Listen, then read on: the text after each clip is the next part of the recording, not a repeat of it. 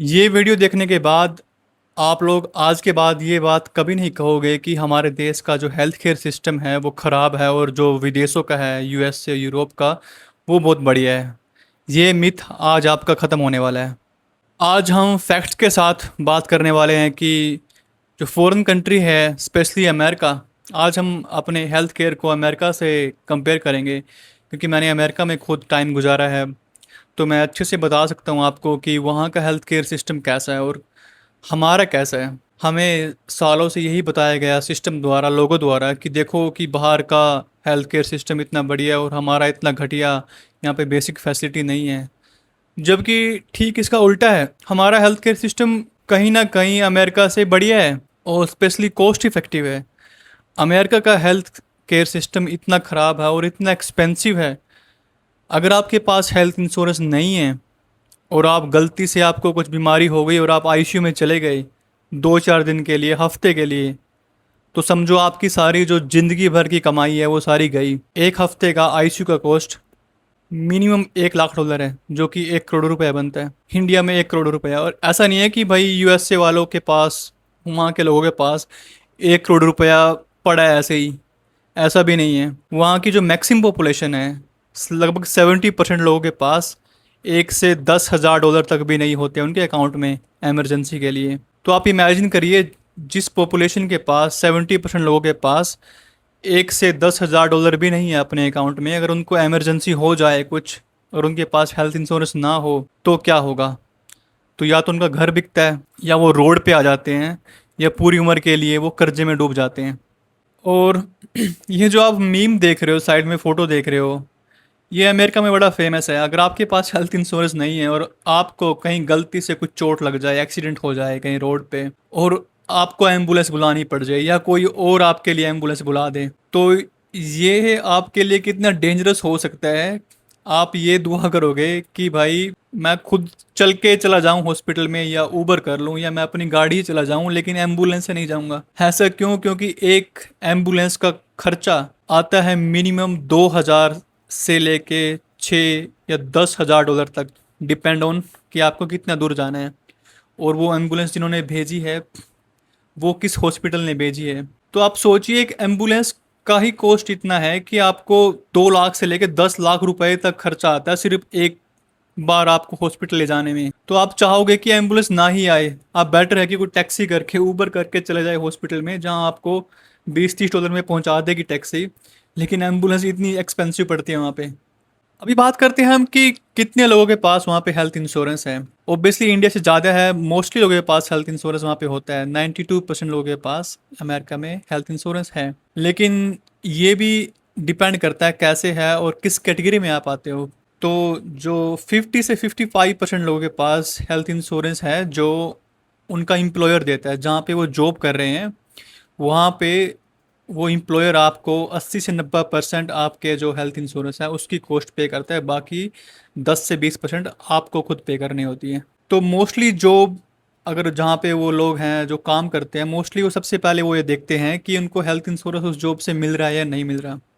तो ये भी बड़ा एक फैक्टर होता है। जहाँ जब आप वहाँ पे जॉब सर्च करते हो, तो आप चाहोगे कि आपका एम्प्लॉयर ही आपको हेल्थ इंश्योरेंस दे दे, क्योंकि अगर आप प्राइवेट हेल्थ इंश्योरेंस लेते हो, खुद से लेते हो, तो उसकी कॉस्ट आती है 400 से लेके $800 पर पर्सन।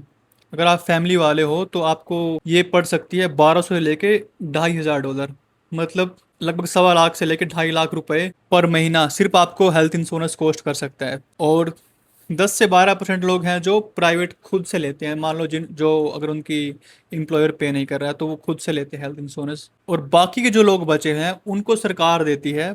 सरकार उन लोगों को देती है जिनकी सैलरी $48,000 से कम है, मतलब जिनकी सैलरी अगर 45 लाख रुपए से ईयरली कम है, तो उनको सरकार हेल्थ इंश्योरेंस देती है सस्ते दामों पे, बहुत सस्ते दामों पे, मतलब 80 से 90% तक आपका ऑफ होता है। लेकिन अगर आप सोच रहे हो कि चलो सरकार से ये फ्री में मिल रहा है, लेकिन अगर आप वहाँ पे $48,000 कमा रहे हो तो ये बहुत ज़्यादा कम है। इससे सिर्फ आपका रेंट ही निकलेगा। $48,000 वहाँ पे कुछ नहीं है। अगर आप बड़ी सिटीज़ में रह रहे हो, स्पेशली अगर आप इंडियन हो, अगर आप किसी फेमस सिटीज़ जो हैं वहाँ के यूएसए के, अगर आप वहाँ पे रह रहे हो, तो वहाँ पे 48-50 हज़ार डॉलर कुछ भी नहीं है। मान लो 3 से 4 हज़ार डॉलर पर मंथ तो आपका रेंट जाता है। तो $48,000 तो आपका सिर्फ रेंट चला जाएगा साल में। तो ये अगर आप 50 से कम कमाते हो तब जाके आपको इंश्योरेंस फ्री मिलता है। तो ये भी कोई अच्छी कंडीशन हुई नहीं कि या तो आप पैसे कम कमाओ तब जाके फ्री मिलेगा, पैसे अगर 50,000 से ऊपर कमाते हो तब आपको खुद से खरीदना पड़ेगा। दूसरा उन लोगों को फ्री मिलता है जैसे कोई बुजुर्ग हैं 60-65 साल से ऊपर हैं जो, या कोई आर्मी से रिटायर है, तो इस तरह के लोगों को सरकार वहाँ पे हेल्थ इंश्योरेंस देती है। लेकिन इसमें भी एक बड़ा झोल है। मान लो जो सरकार आपको इंश्योरेंस दे रही है, या इवन आप कहीं प्राइवेट फर्म से इंश्योरेंस ले लिया आपने, प्राइवेट पार्टी से, तो वो भी ऐसा नहीं है कि आपके 100% कॉस्ट को बियर करेगा, पे करेगा। वो सिर्फ 80 से 90% आपकी कॉस्ट देगा। मान लो आपका $1 लाख का खर्चा आया आपकी किसी सर्जरी में, किसी बीमारी में, तो आपको जो इंश्योरेंस कंपनी है वो 80 से 90 हज़ार डॉलर ही देगी, बाकी आपको खुद से पे करना पड़ेगा। और इसमें भी अलग अलग तरह के कॉस्ट इन्वॉल्व हैं। कुछ चीज़ें हैं, कुछ सर्जरी हैं, कुछ बीमारियां हैं जिनको इंश्योरेंस कवर ही नहीं करता है। आपको हर बार अगर आप डॉक्टर के पास जा रहे हो तो कुछ deductible out of your pocket देना पड़ता है।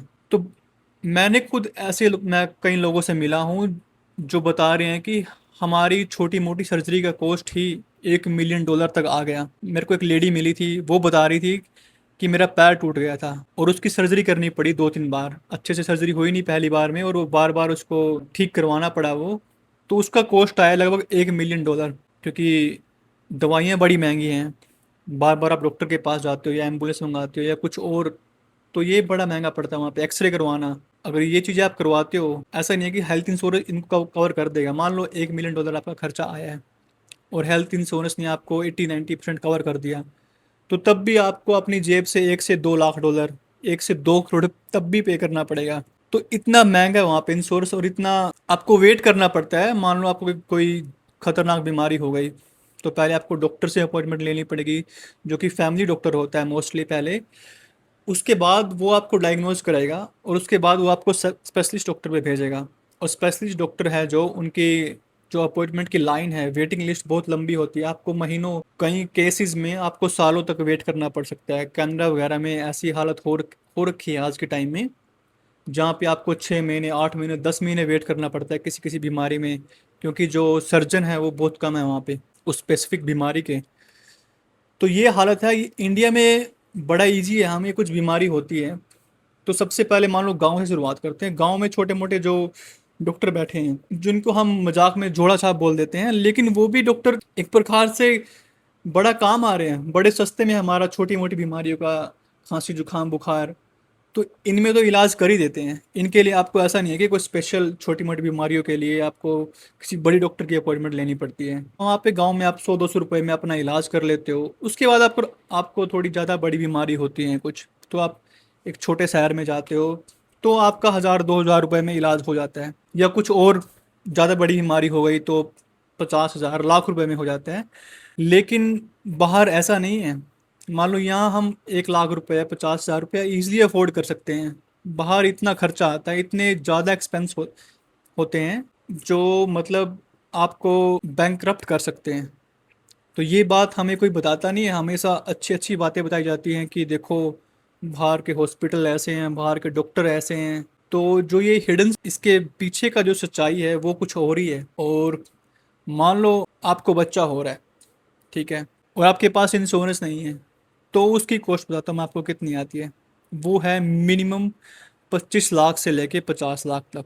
सोचिए, आपके बच्चे होने की सिर्फ 1 या 2 दिन हॉस्पिटल में रहते हो आप, और 25 से 50 लाख रुपए आपको पे करने होते हैं। जो डॉक्टर या नर्स आपको बच्चा उठा के आपकी गोद में रखती है, उसके लिए भी आपको $2,000 पे करने पड़ते हैं। तो इस तरह से वो फनी चार्जेस, अलग अलग तरह के चार्जेस आप पे लगाते हैं। तो अमेरिका में बहुत सारे लोग हैं जो इन खर्चों की वजह से, स्पेशली मेडिकल खर्चों की वजह से बिल्कुल बैंकरप्ट हो गए हैं, घर बिक गए हैं, सड़कों पे आ गए हैं। बहुत सारे लोग हैं जो सिर्फ मेडिकल एक्सपेंसेस की वजह से होमलेस हो जाते हैं वहाँ पे। और अमेरिका $5 ट्रिलियन ईयरली खर्च करता है अपने हेल्थ और मेडिकल सिस्टम पे हर साल। और इसका जो सबसे बड़ा रीज़न है इस हेल्थ केयर सिस्टम को जो इतना ख़राब हो रखा है अमेरिका में, कि सारा ना प्राइवेट हो चुका है। अब प्राइवेट कंपनियां डिसाइड करती हैं कि आपका ऑपरेशन होगा या नहीं होगा। मान लो आपने इंश्योरेंस ले रखा है और कोई ज़्यादा कॉम्प्लिकेशन है, तो इंश्योरेंस जो डॉक्टर है पहले डायग्नोज करता है, उसके बाद वो हेल्थ इंश्योरेंस वाली कंपनी को भेजता है कि इस बंदे को ये ऑपरेशन होने हैं। तो जो हेल्थ इंश्योरेंस है कंपनी, वो आपको मना भी कर सकती है कि ये ऑपरेशन के लिए हम आपको पे नहीं करेंगे। तो इतना खतरनाक है वहाँ पे, इतना इजी नहीं है कि आपने हेल्थ इंश्योरेंस ले लिया तो चलो भाई सब कुछ कवर हो गया उसमें। ऐसा नहीं है, आपको आउट ऑफ पॉकेट बहुत कुछ देना पड़ता है। और अगर आप बहुत ज़्यादा अच्छा इंश्योरेंस लेते हो जो आपको मान लो सब कुछ कवर करे, तो वो आपको बहुत ज़्यादा महंगा पड़ता है। वो ही आपको 2 से 3 लाख रुपए महीने का पड़ सकता है। तो ये सब बातें हैं जो आपको नहीं बताई गई है इंडिया में। हमें लगता है कि बाहर की चीज़ें तो बड़ी मस्त हैं, एजुकेशन, हेल्थ इंश्योरेंस, हेल्थ सब कुछ फ्री है। ऐसा नहीं है, फ्री नहीं है, उसकी बहुत बड़ी कॉस्ट है जो शायद हमें पता नहीं थी आज से पहले। Thank you.